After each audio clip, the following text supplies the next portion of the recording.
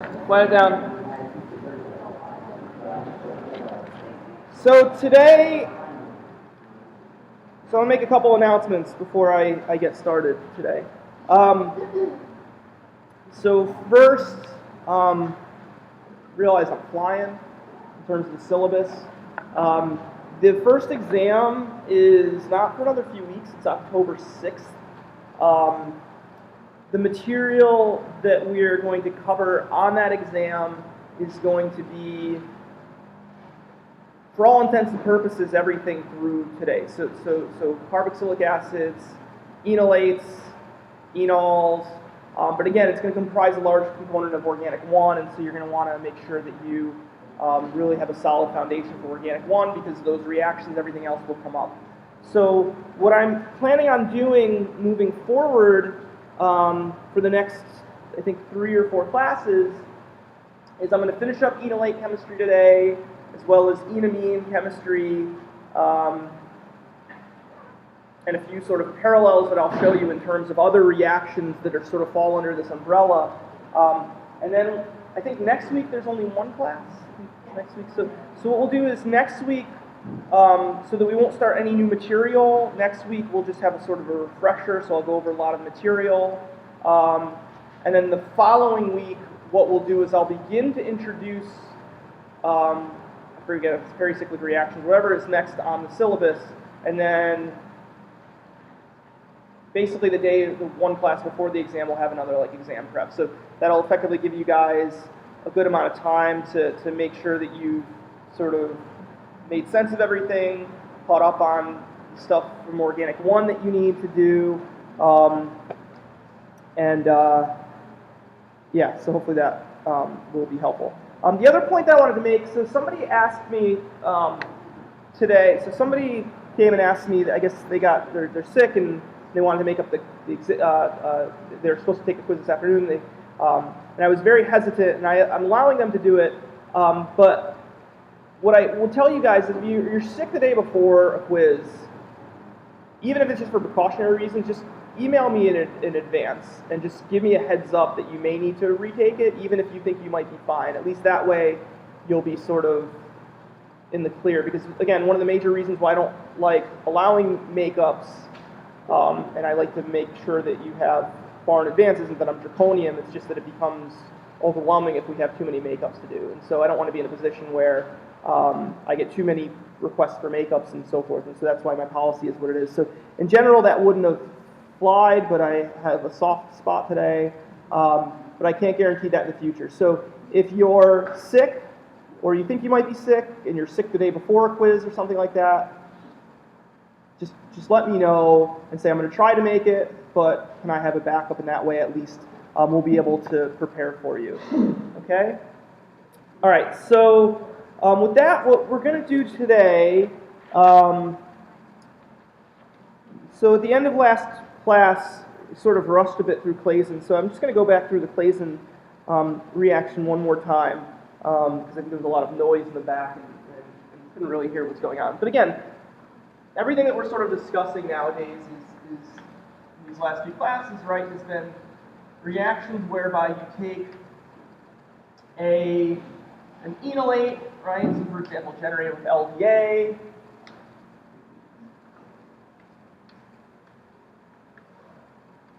you're going to generate the enolate. I like drawing it in this form with the negative charge on the oxygen. Some of you might have an easier time drawing the negative charge on the carbon. So it's the exact same molecule, just different resonance forms, so it doesn't matter which one you draw. And so we've seen it attacking different things. And again, the only thing with the Claisen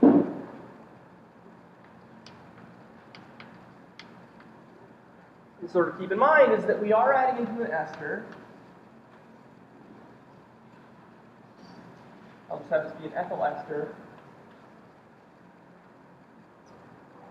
Right, and what may be a little counterintuitive based upon what we've seen in the past with nucleophiles adding into esters, right, is that once you form the ketone, right, is that we all know we sort of add in, at this point it goes up, it comes back down, it kicks off, right, a bunch of arrows going on there, but you should be able to follow that by now, and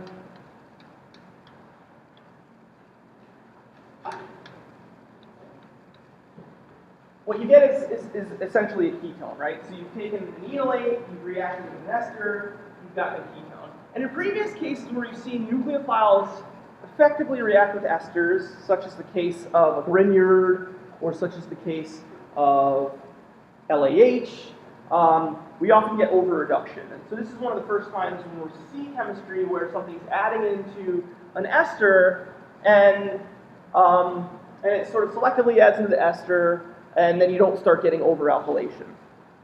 And so that's just sort of worth paying attention to, because it is something subtly different. We're recognizing we generate these 1,3 diketones, or beta-keto esters.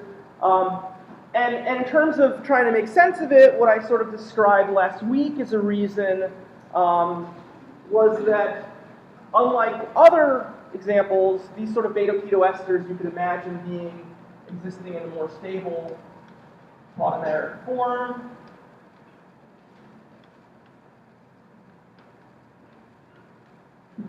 Right? And then this is, in essence, kind of like an extended, in a way, it's kind of like an extended ester, right? Because what you really have is that sort of back bonding sort of through the alkene. So it's effectively like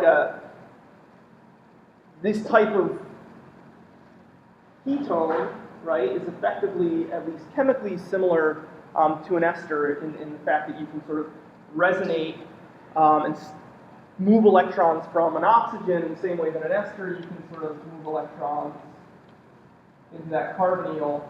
This is the same kind of concept, but you're happen to be going through, there's that alkene in between, right? But it still has that resonance stabilization. I don't know where this came from. I looked into the book, Margot, but I figured I would bring it up because it might be another way that you guys could reason this as well. But if you think about the overall process here, somebody brought this up and was kind of like, well, this is interesting. I looked through the book, I didn't really see it in the book, but I think it sort of could make sense as well. If you think about this process, what you're doing here is when you deprotonate and you generate the enolate, right, what you have as a byproduct is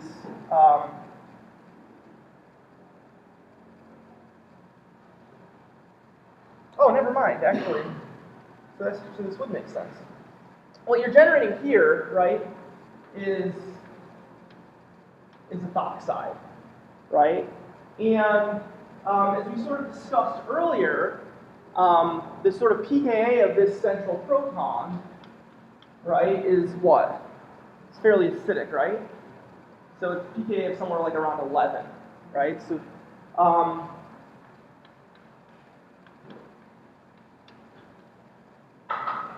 right? And meanwhile, you've just generated a base. Does anybody know what the pKa of an ethoxide is? It's like 16, 17, somewhere in that, something above 15. Water's 15. And so if you've got ethoxide and you've got this beta-keto ester in the solution, right, what's probably going to happen? Right, so you're going to deprotonate. So in fact, I sort of reasoned it through the sort of analogy to an ester. But another way to sort of think about it is that it's actually not even going to exist like that. It's going to exist as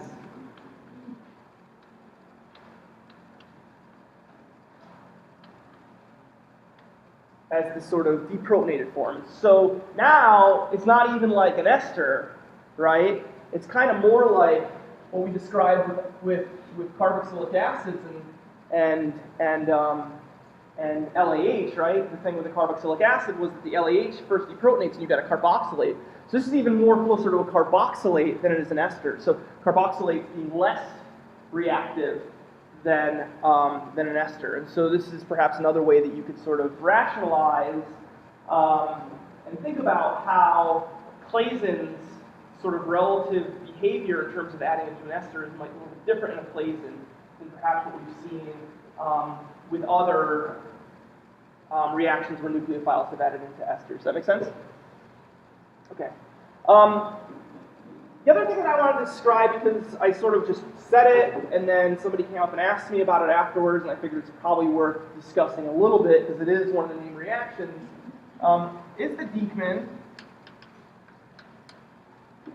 which is just formally an intramolecular claisen.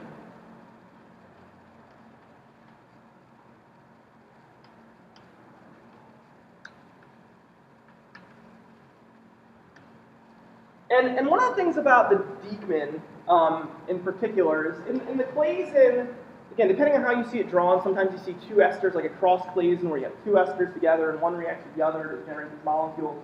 But one of the other advantages of a claisen, in terms of an intermolecular process, is that you can sort of preform this enolate, right? So you can take one carbonyl and you can perhaps generate that enolate. And then when you add in your ester, perhaps you're in a position where you can then sort of do this enolate chemistry. You can certainly imagine an exchange of protonation, which might complicate things, but at least you could try to get that in your favor. In a Dieckmann condensation, it's going to be a little bit, I think, more difficult. I'll just show a generic Dieckmann condensation. And 1, 2, 3, 4, 5. So in a Dieckmann condensation, what you're going to do is you're going to take a molecule that's literally like something like this, right? Where we sort of tie the sort of alkyl sides together. So we're in a cyclic system. It's the exact same reaction. It's just that instead of the chemistry happening between two molecules, it's happening within the same molecule, right? So in the case of a Dieckmann,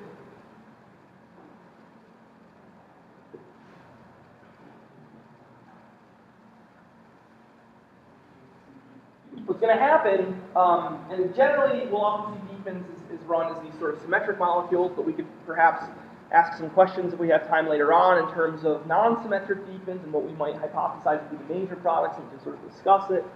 But in general, what's going to happen here, right, is that you're going to generate some sort of enolate.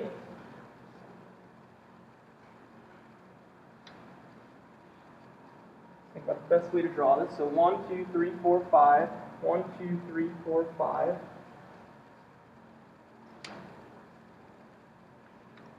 Okay, and what's going to happen here, right, is that now it's just going to be the exact same reaction, but it's going to be one part of the molecule reacting in intramolecular fashion with the other part of the molecule. So what's going to happen is we're going to attack that carbonyl. Again, we're going to push electrons up into the carbonyl, back down, and then kick off the ethoxide, right? And one of the challenges that I find students often have is when they're drawing products that arise from ring systems, right? I think that a lot of organic chemistry and a lot of the struggles that students have with organic chemistry can often be related to simply not being the greatest of artists and not necessarily being able to draw what you're seeing. And so, especially in a case where you have a molecule and you're making a cyclic molecule, oftentimes one of the things that I like to do is sort of number and sort of look at what the size of the ring system is that you're making, sort of number the carbons, and then draw. And if we see here, right, what we're doing is we're making a bond between this carbon here and this carbon here. So that's the bond that we're making. And if we sort of number it, what we see is that it's a 5-membered ring, right? And so what I will often like to do is just sort of first to draw something that looks decent, rather than try to draw while I'm doing stuff. I'll just sort of say, okay, 5-membered ring, so that's a pentagon. So I'll just draw a pentagon, right? Right, and when you draw the pentagon, so you know that you have that 5-membered ring, and then what you can start to do is say, you know, here's the bond that I'm forming, and you can sort of number, right? You can sort of number within that pentagon, right? And then you just sort of look at what you have there. Okay, well, what's at the 5 position? Well, okay, yes, I've made the bond between the 1 and 5 position. I've lost the ethoxide. So what's left over at the 5 position? Carbonyl, right? Carbon, oxygen, double bond, right? Don't have anything at the 4. Don't have anything at the 2. Don't have anything. Sorry, 3. Don't have anything at the 2. And at the 1, again, what I'm going to have is this sort of ester coming off.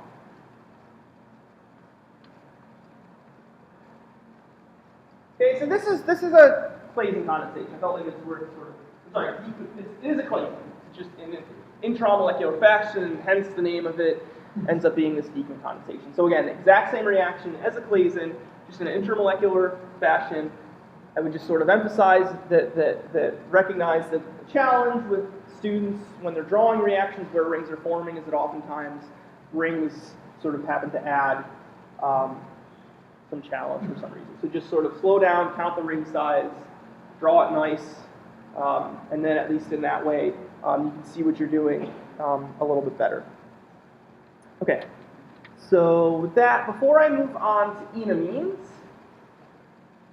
I told you all last week to do the mechanism of this Robinson annulation that I showed you.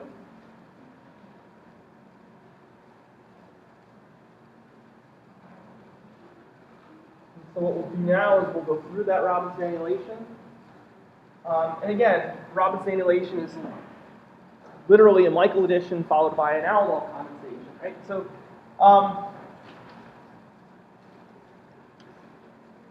many different forms of a Robinson annulation, but I decided to show one that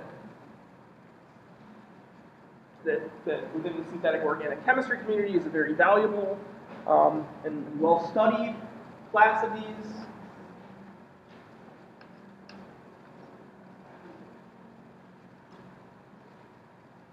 Right?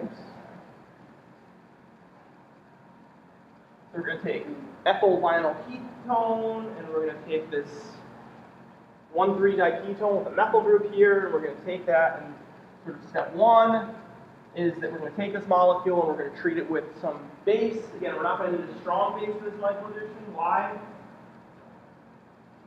Why do we not need LDA for here? Why can we get away with, say, for example, potassium carbonate or sodium methoxide in between two carbonyls, exactly, so it's more acidic. So the base that we would use in this case would be something like, let's just say, sodium methoxide or something. So you can get away with something weaker, but it doesn't matter. You can also use a stronger base. Okay, so what's going to be the product from this reaction? Well, let's go through the mechanism.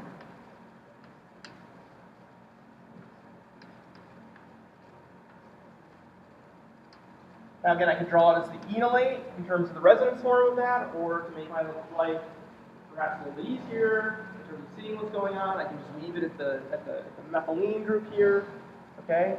And then what's going to happen is I'm going to do a 1,4 addition, right?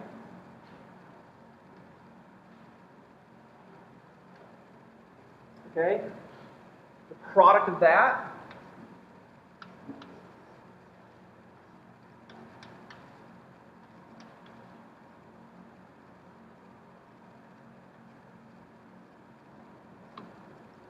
going to be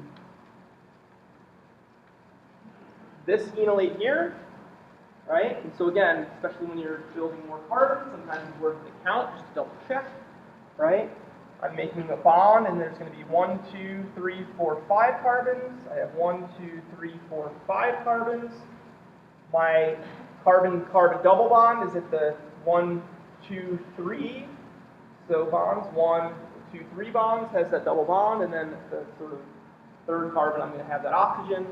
And in general, when you run a Robinson annulation, sometimes I think you can actually push it in a single pot to get it to go. When I did this, I actually separated it into a 2-step reaction. So I simply work this reaction up. And so I literally just separated it into 2 steps. Okay? And in this step, now we're going to sort of coax the aldol condensation. Okay? So perhaps at this point we need to go with a stronger base, right? The oxide might not be strong enough, which might be one of the reasons why you couldn't necessarily get the Robinson annulation in a single step. But if you now took this reaction and you treated it to, say, for example, LDA,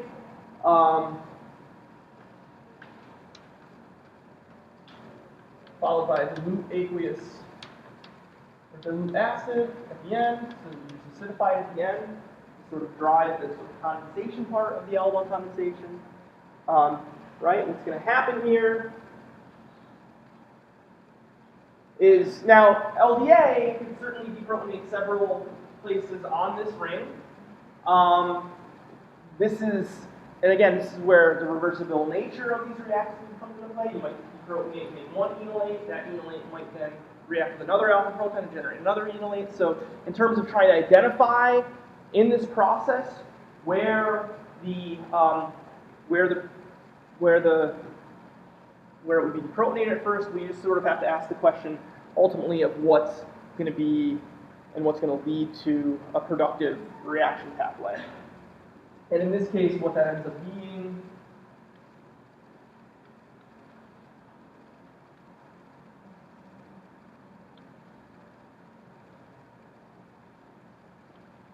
I'll just draw this. Okay, it's going to end up being the alpha proton of that carbon. Why? Again, I just said it's going to ultimately come down to where the reaction is going to take place. What we're going to do is an intramolecular aldol condensation. So the first step is intramolecular aldol, right?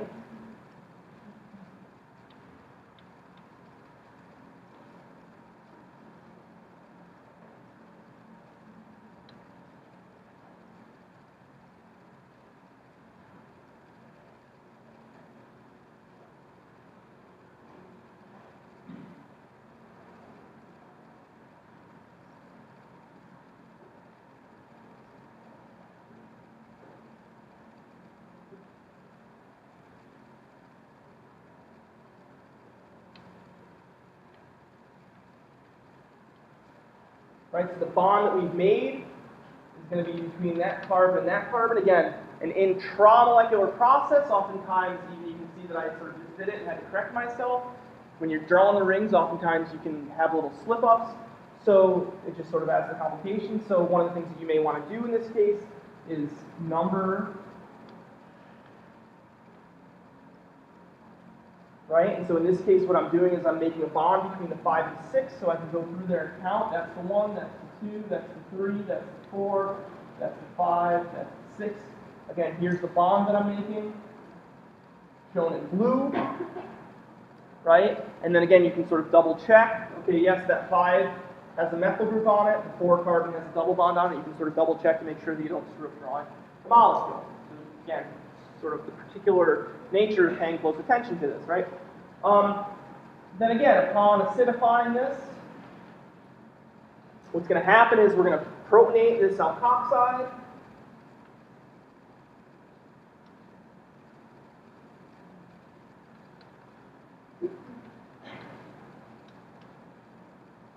Right? And then what's going to happen? We're going to, again, this is where I think there's a little confusion. It doesn't really matter. We can just do, but formally what we're going to do is an elimination of water. So I could draw it as an enol form like I did last week. I could simply do this sort of elimination process. But the sort of net result, right, is going to be that you're going to run that elimination and generate water. And again, this is the sort of condensation part of this reaction.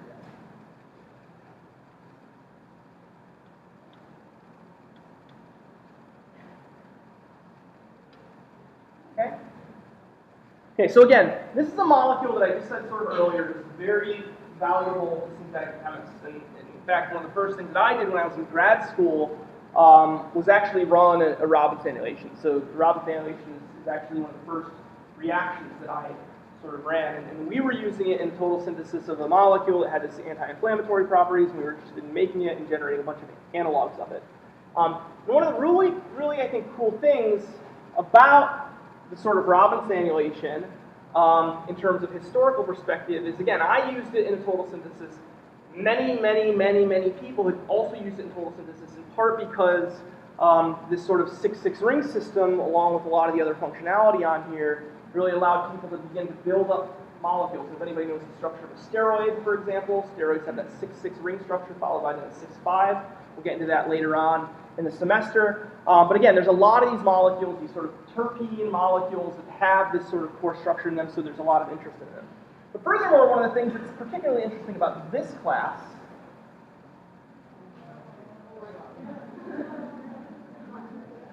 I recorded. Were you guys just trying it right now?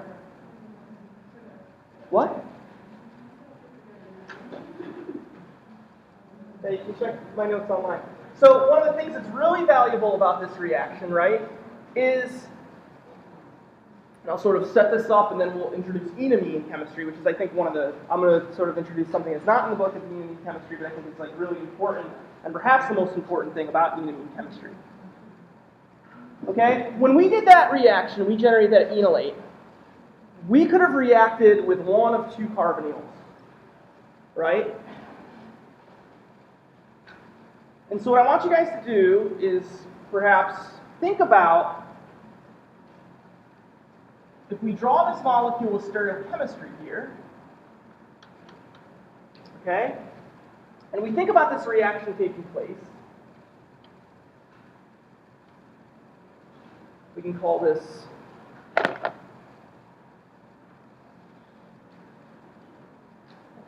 A,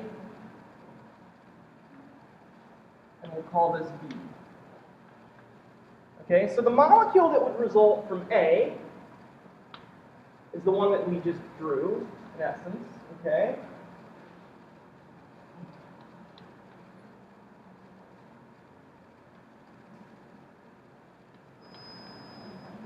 Right, so that's if we do the concentration with condensation with A.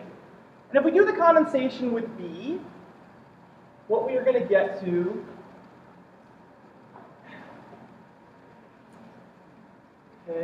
is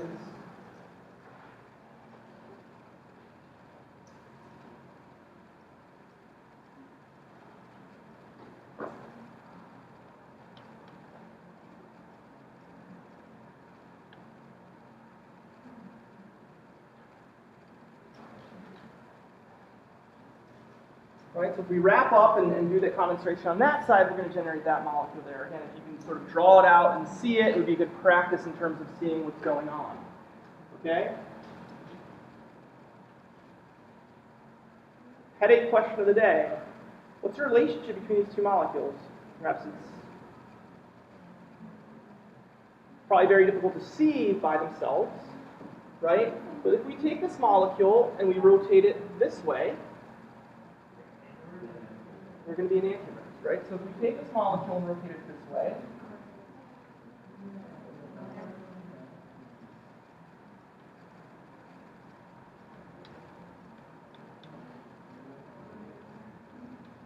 okay? So you can convince yourself of that on your own. You can sort of, it might take a little bit of time to see that. But again, take my word for it that depending upon which carbonyl you attack from that enolate, you're going to generate a different enantiomer. This is something that we then subsequently refer to as prochiral ketones.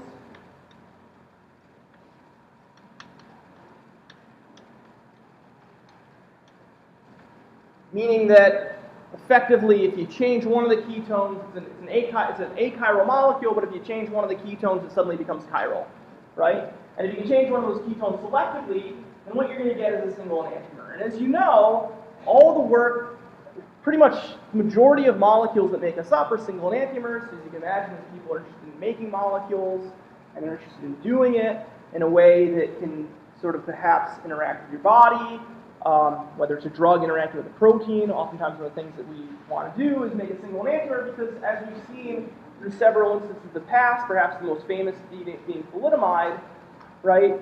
The other enantiomer might have effects that you don't want. And so to be able to make a single enantiomer increases the level of selectivity, particularly in a drug, and so forth. So in the case of this reaction, as we just showed it, it would be what we would call a racemic reaction, right? We would make a single enantiomer, we would make both enantiomers effectively in 50-50 without any selectivity. So there's nothing inherent that's going to allow us to react with one carbonyl over the other. And I would say, and we'll get back to this, wouldn't it be really cool if we could make a single enantiomer of these? If we could develop a catalytic system that would have the intramolecular microreaction only exist with a single carbonyl. And yes, somebody said that that would be cool, and they actually did it. And so we'll talk about it after I introduce enamine chemistry. Yes? Huh? BINAP's just one. No, that's we're going to talk about enamine chemistry. So you might be able to use BINAP. BINAP is just a chiral. It's just one example of chiral catalyst. So we'll get back to this. I'll come back to this. But just keep that in the back of your mind that that would represent something that's pretty cool, right? All right, so with that, we're going to sort of transition to enamine chemistry.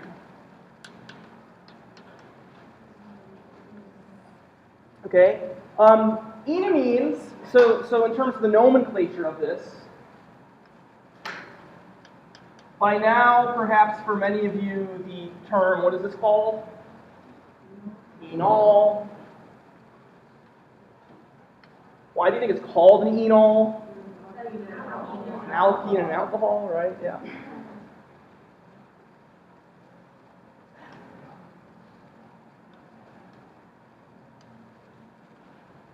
Right? And so if you had to guess what an enamine is, exactly.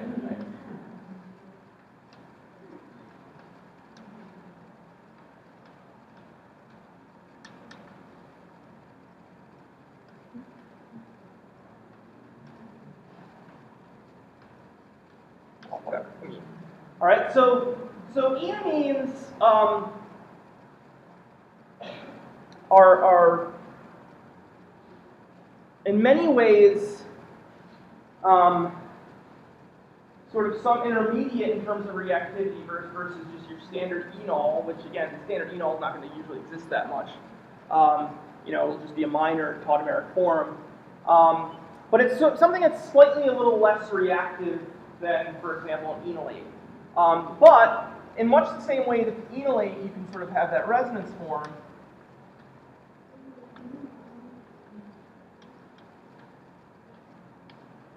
The enamine also has this resonance form. Again, we're going to sort of break up the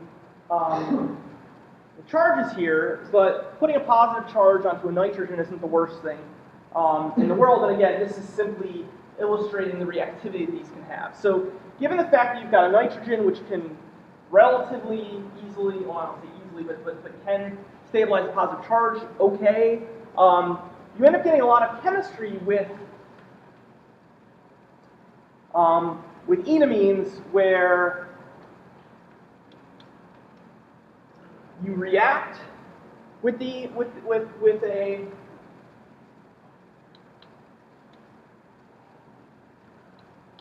an electrophile, and then generally at this point, from a mechanistic standpoint, one of a couple things can happen. You can either regenerate the enamine, which is now substituted,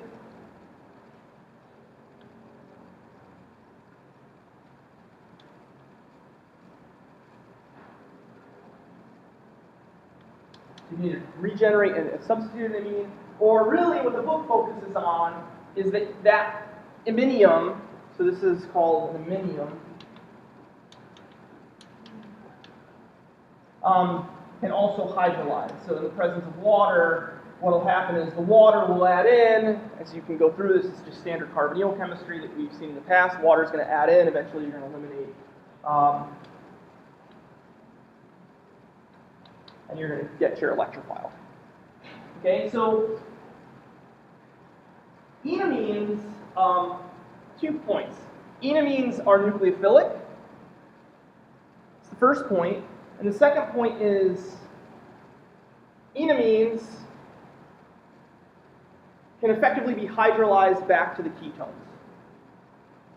Okay? So perhaps there's a third point. How do you make enamines?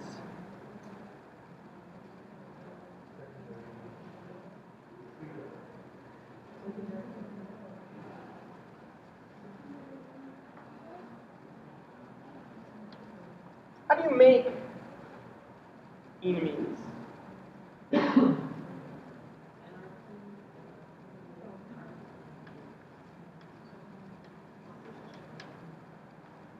Right, so you make it from ketones. So not only can you generate the enamines from ketones, formally they're in the same oxidation state, you can hydrolyze them back down, back to the ketones. And for these reasons, oftentimes what people like to do is something that's called enamine, and I guess I can introduce it in the way that the book talks about. So what I'll do is I'll just do two things. I'll just tell you what the book says in terms of two reactions that just happen to be the reactions they talk about with enamines. But then we'll talk about, I think, the sort of more valuable thing within enamine, which is enamine catalysis. So how you can effectively do enolate chemistry through enamine intermediates, and how these enamine intermediate and that catalysis can be valuable, particularly in terms of the problem that we saw earlier. Okay? So the book describes two reactions from these enamines. And again, following hydrolysis, perhaps not all that interesting. I don't think, I'm not going to dwell on it too much because, again, there's various different electrophiles. The point of this is that you can take this nucleophile, the enamine is a nucleophile, and it can react with various electrophiles. What those electrophiles are, well, if you've seen nucleophiles add in with an acid chloride, right, and I'm telling you that enamines can be good nucleophiles, well, then the leap in terms of knowledge to sort of guess that these could be used in this chemistry might not be all that big of a deal, right? And so following hydrolysis, as you can imagine, enamine chemistry can, in essence, be another way to get to 1,3-diketones. And again, go through the mechanism. Simply, what you're going to do is add in, take off the chloride. Following the hydrolysis, what you'll get to is this 1,3-diketones. I don't think that's that interesting, right? Furthermore, I think the book also says that if you take it and treat it with an alkyl halide, again, the very first electrophiles we ever learned were alkyl halides. So hey, guess what? Enamines will also react with alkyl halides. And again, following hydrolysis, what you'll get to is ketones that are effectively substituted with the alkyls. It's nothing too exciting. I don't think it's anything, it's just a transition from enolate. Enolates can do this exact same chemistry. And so within that, I really don't think there's anything too exciting about enamines that would get you guys excited or interested or anything. And I would love to get you guys all very excited and interested in organic chemistry. So, from the standpoint of what I think is the true value, or perhaps, it's just my opinion, but where I think enamine chemistry is really fundamental is, again, we saw how it can come from carbonyls. We've seen how the enamines can effectively generate carbonyls. And as we've sort of learned last semester, chirality is one of the most, chirality is essential whether we're talking about therapeutics or anything else. We are chiral. If we are going to make molecules that we want to interact with us selectively, it will behoove us to make that in a single enantiomer. And so when you're doing organic chemistry, oftentimes there's no selectivity. And so this idea of asymmetric catalysis is essentially extremely important in terms of drug development.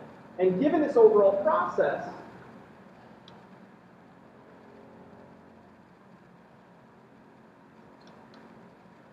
we can begin to imagine situations, not even imagine, but what has been developed.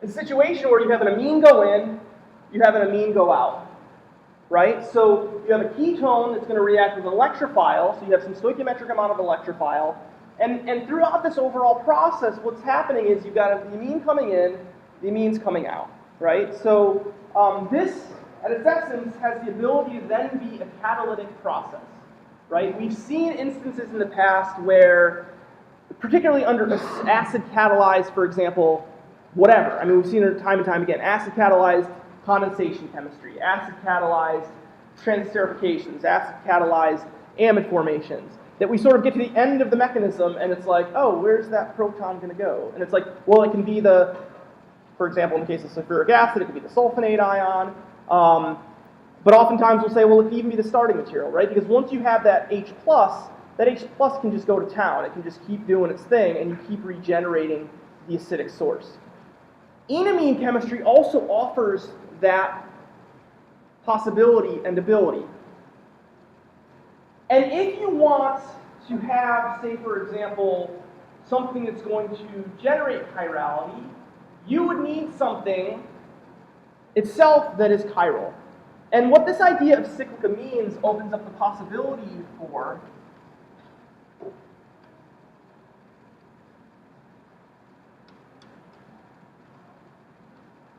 is pulling from our chiral, sort of what we like to call chiral pool. Like what is chiral and what's available to us? Does anybody know what this is? I think I heard it.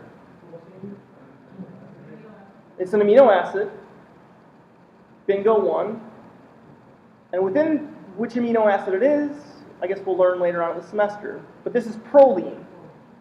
Okay, proline happens to be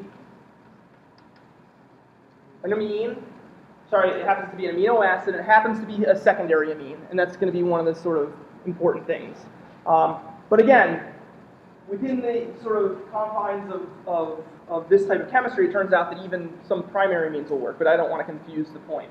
But certainly with proline, what we have is a secondary amine, right? And so as you can imagine, right, if you were to take proline and condense it on, say, for example, a ketone, right, what is going to form? An enamine, right? We're going to get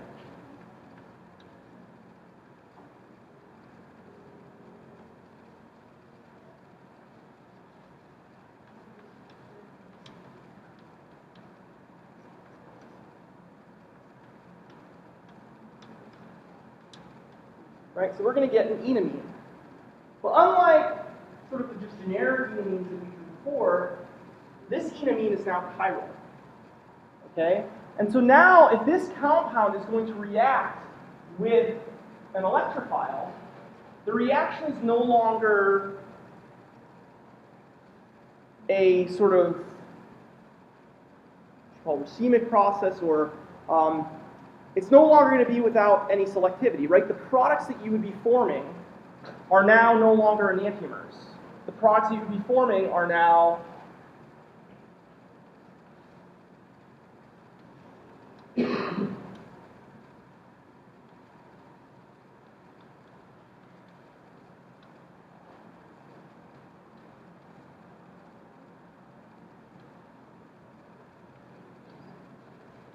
if you imagine this adding E, right? This would be one compound that we could imagine forming.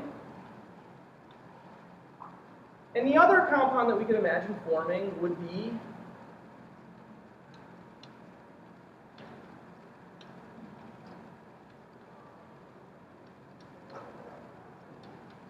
okay?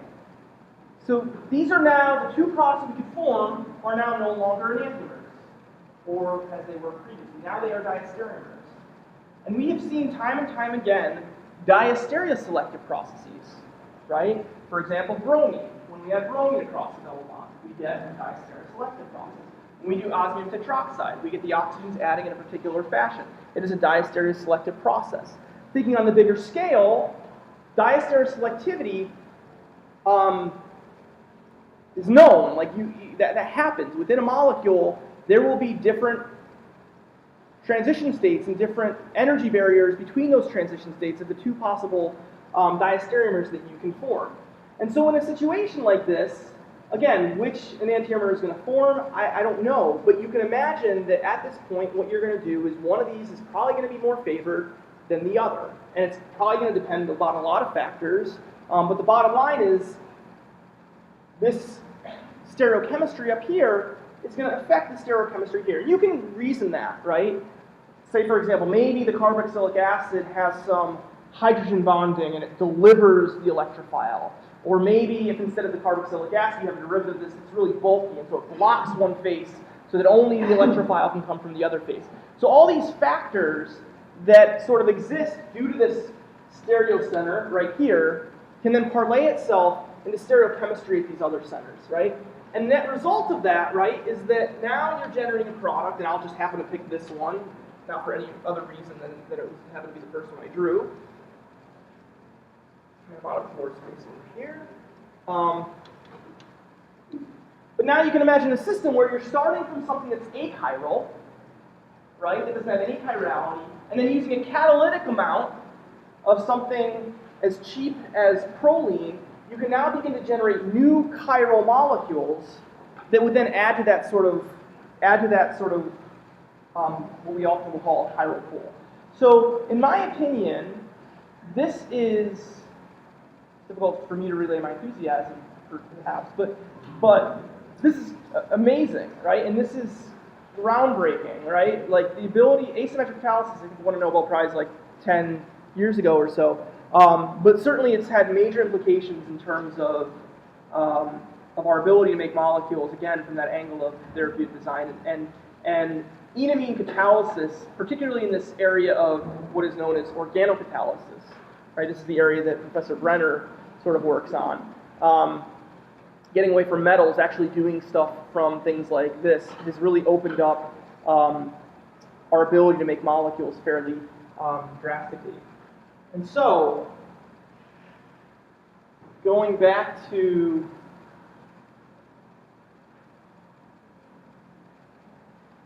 our sort of initial example,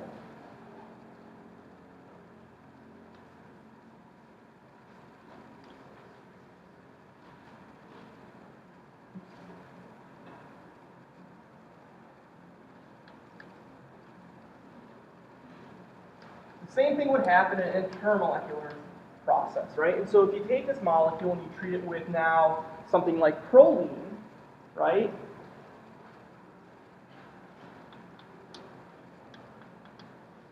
And again, you can imagine getting the unnatural form of proline or the natural form of proline, whichever one you use, you can imagine getting one enantiomer or the other.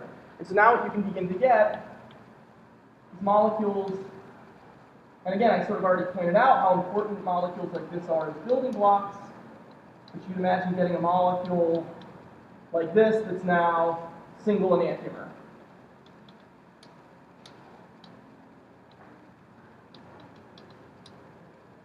Okay? And from a historical perspective, this reaction, which is called there's like 4 names associated with it. It's like the Hajos Parish, something like this. I don't know, there's another name in there. But it's effectively the reaction that was developed. I think this reaction was actually developed in like 1960, and it was the very first example ever of amino acids, and specifically proline, being used to catalyze asymmetric processes. And it was within the Robbins annulation. And it wasn't until probably about 15 years ago that people really started to expand this chemistry to other reactivity. But all of this stuff has subsequently, there's just been an explosion in the last 15 years that all involves chemistry that you can imagine getting to based upon enamine catalysis, so getting entry into these. And so, really big deal. I think it's relevant specifically to talk about here, given that many of you know Professor Brenner well. This is stuff that she's worked on and really expanded and continues to expand upon. But anyways, I think it's cool. I think it's the most important thing in my mind in terms of enamine chemistry. I'll point out one other area, so I say that, but there is actually one other point that I'll make within enamine catalysis.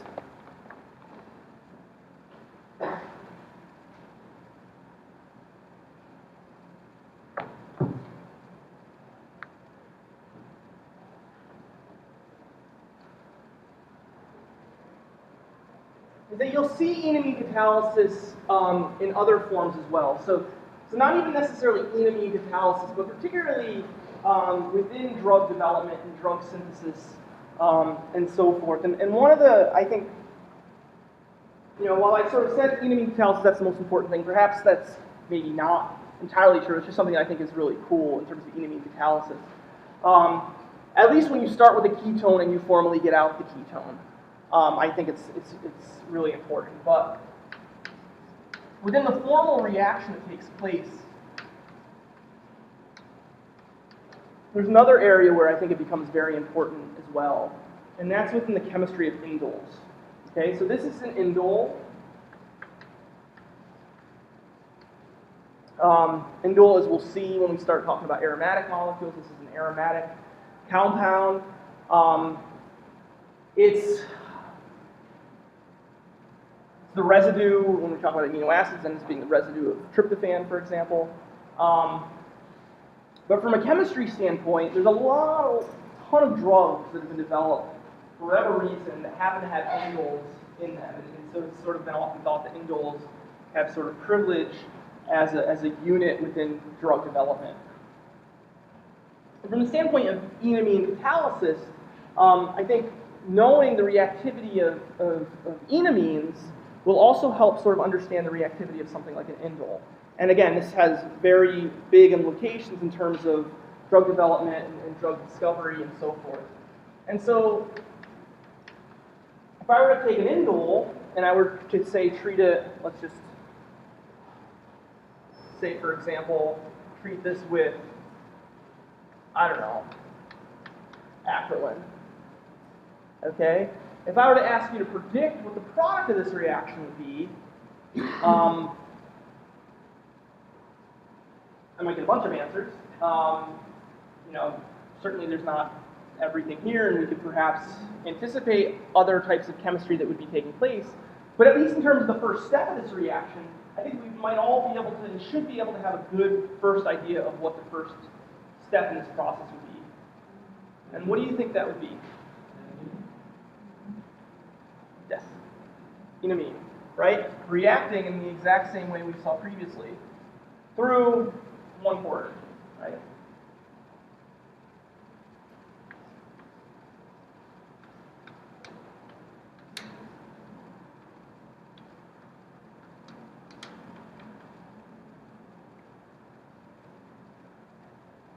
I'll just draw it as the regular form here, okay? And then again, you can imagine other things taking place here. If you did this in an aqueous solution, perhaps you might hydrolyze the system.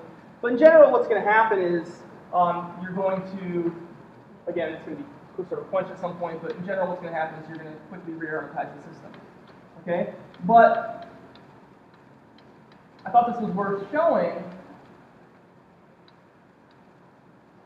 because what it sort of illustrates is enamine chemistry as a way to substitute indoles.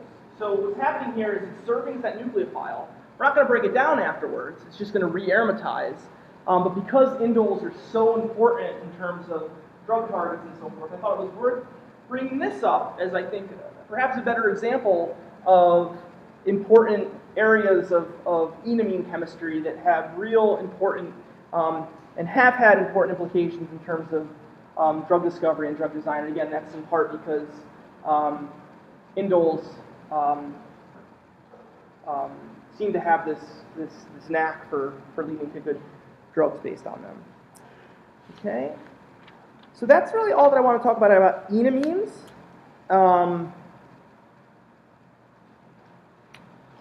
So it's worth considering some of those things and thinking about them. And with the remaining 20 minutes, I guess, or so, what I'm going to try to do is we'll sort of revisit the chemistry that we've learned and really think about more globally how, even if you had a reaction that you had never seen before, again, this becomes a theme in my courses. Those of you that took my first semester organic chemistry course, you might sort of know this already, but one of the things that I like to try to get you guys thinking about is trying to get you guys to, in a way, solve things on your own, create things on your own. Certainly organic chemistry as an ability to solve, for example, problem solving, like synthesis, for example, is a perfect example. You'll never get the same synthesis problem, so you'll have to create a new synthesis problem from scratch. You'll have to pull from all the knowledge that you have and create a synthesis problem, which I think is one of the nice things about organic chemistry because that's perhaps something you don't often see in some of the other courses that you take. Within that, I think as potential scientists or as potential doctors that are looking to diagnose problems and so forth, I think it's very important that we start getting creative in terms of asking questions and saying, okay, I did this reaction. What might happen if I did this reaction? Or okay, here's a reaction I've never seen before. Based upon what I learn, how might I predict what the mechanism is? It's not too much different than, say, diagnosing a patient by looking at all their parameters. They're going to be exactly the same, but based upon what you know, can you somehow piece it together? And so if we think about the overall chemistry that we've learned the last, basically since we've started Organic II, it's really focused around two classes of reactions. But they both really involved carbonyls, right? And so really what they've involved sort of globally is, and this perhaps dates back to the carbonyl chapter from Organic I, but the sort of take-home lesson here is that carbonyls can be electrophiles. So again, the carbonyl chapter, in combination with carboxylic acids and esters and all these different derivatives of them, we've effectively seen that they can serve as electrophiles, right? I'm meaning this not as electrophiles reacting, but I'll draw a bigger arrow so it's not huge. But again, that carbon is sort of carbon, the carbonyl carbon can be an electrophile, and then we've also seen within carbonyl compounds that alpha positions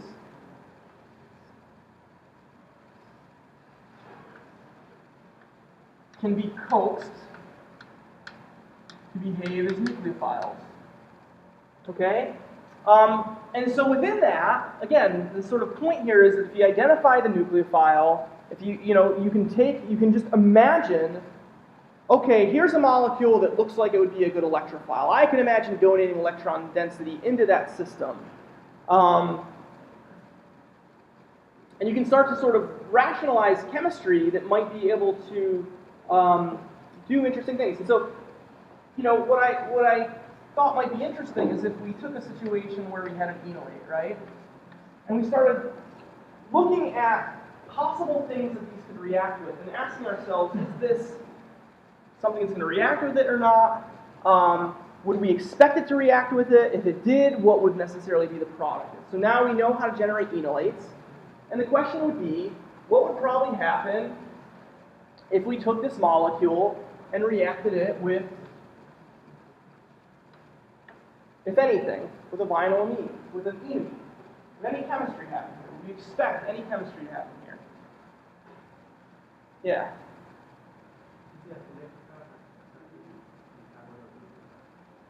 Right, you need an electrophile. So this is a nucleophile. What's that? I'm saying this will behave as this can behave as a nucleophile. Yeah, maybe this is. But basically, what I mean is here. Maybe that's better. Nucleophilic, electrophilic. Yes. Yeah.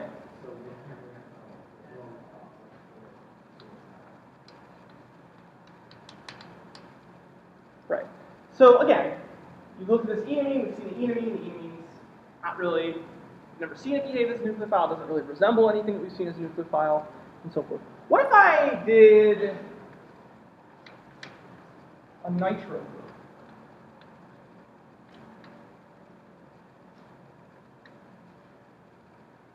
Let's think about that. Vinyl nitro. So instead of that nitrogen being an amine, what if it was a nitro group? And if so, what would be the product that would form?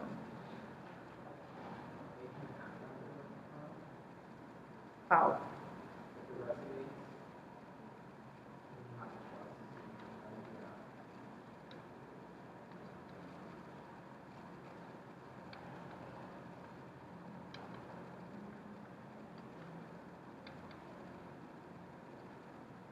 You want to have the enolate react with this carbon.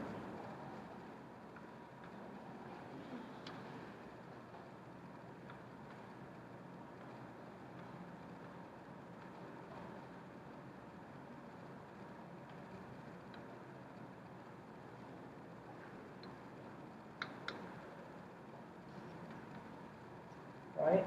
And at this step, perhaps what we're going to do is just do the same thing we would do with a Michael reaction. Put another proton,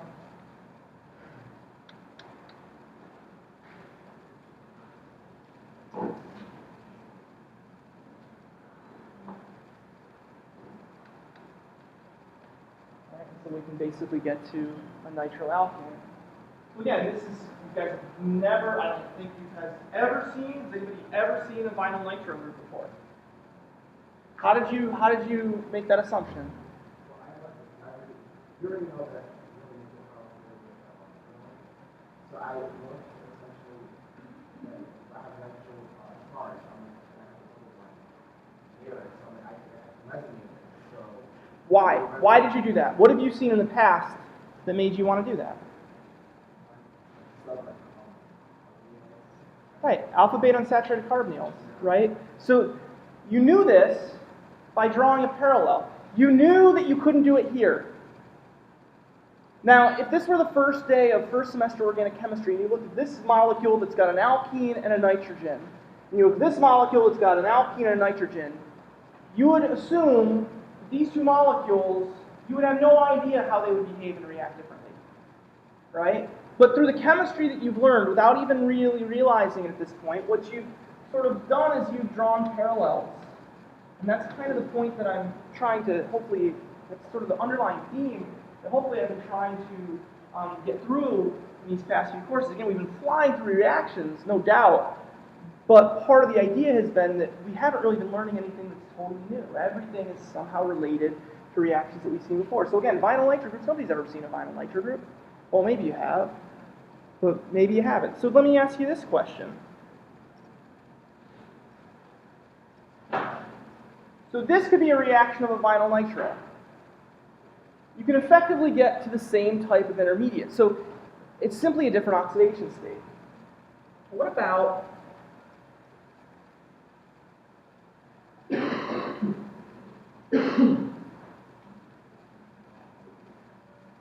what if we switch this up a bit? Okay?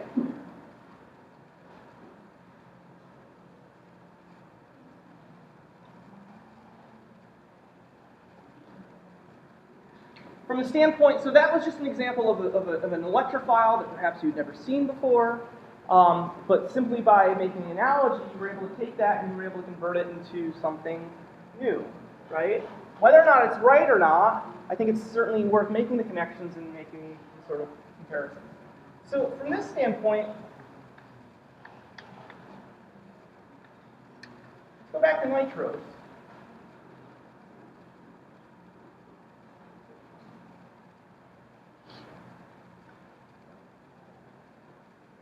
If you were to take this molecule and treat it with a base, would it react?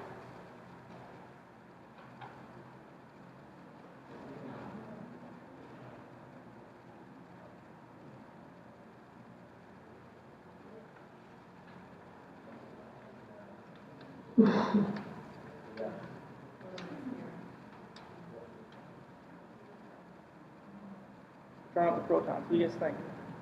Why? Again, some base. We didn't say how strong of a base.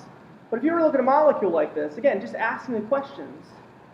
If you were to take this molecule, could you take it and could you deprotonate one of these groups?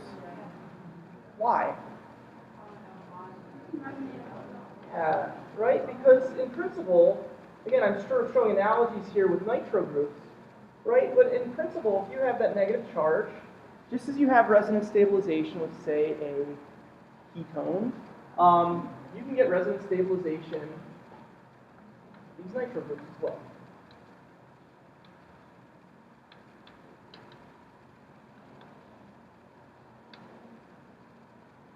Okay? And now we have this new deprotonated species. If we're going to now take this guy and treat it with an electrophile, let's say, for example, an aldehyde, what do you think might happen? Drawing an analogy to reactions that we've seen previously. What is this nitro group here that we've just done this sort of resonance form with? What does it sort of remind you of? Double bond on an enolate, right? And so if you were to look at a molecule like this and realize the only difference between this molecule, which might seem like a big difference, but in terms of looking at the electrons throughout the system, the only difference between this system here And our standard enolates that we've seen, perhaps, is that it's a nitrogen instead of a carbon, right? And so it turns out that, yeah, if you take this and you treat it,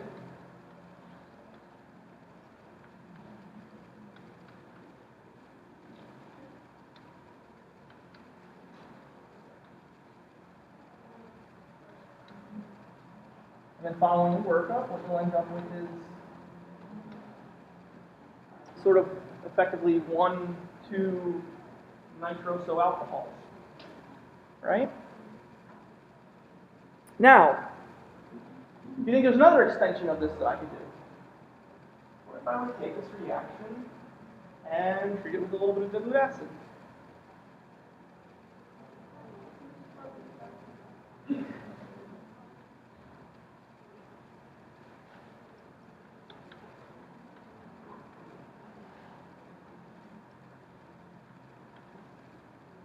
Get an elimination.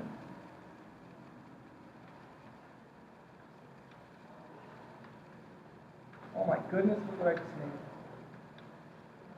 Vinyl nitro,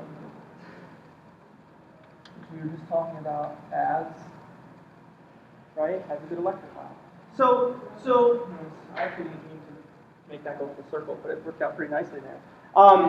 So again, here's an example where nitro compounds, we can imagine starting with a nitro, and we can imagine to start doing the exact same chemistry that we just saw, right? We can take that nitro group, we can begin to do effectively enolate chemistry, where the only difference is instead of a nitrogen, it's a carbon. It's the same reaction.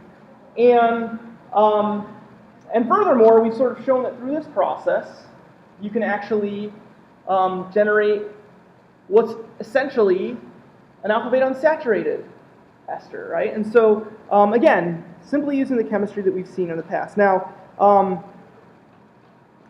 you had, yeah.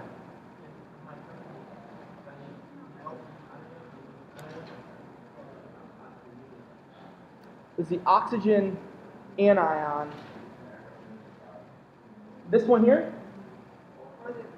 This one, or yeah, symmetric. So that goes back to sort of what we talked about enolates, right? Can the oxygen of an enolate behave as a nucleophile? Of course it can. Why not? Right, it can. We just haven't really seen it that much. It just depends upon the conditions that you're using. So certainly I'm sure that there are instances when you can do it. What those instances are, you would probably have to sort of work things out. And so, and again, within this, there's a lot of other value here as well. Again, you can generate vinyl nitro groups. What else? What else could we do, right? We could imagine starting to get to, we could reduce nitros. I don't know if you guys learned about reducing nitros, right? So reducing nitros, hydrogen gas and nickel catalyst, right? I think we might have seen this during the hydrogenative conditions, but basically you can reduce nitros under different conditions. Now you can begin to get to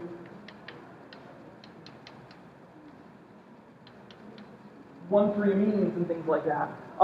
You can oxidize and get, so you can sort of branch out from here, all within this new reaction, which sort of could open the door for different stuff.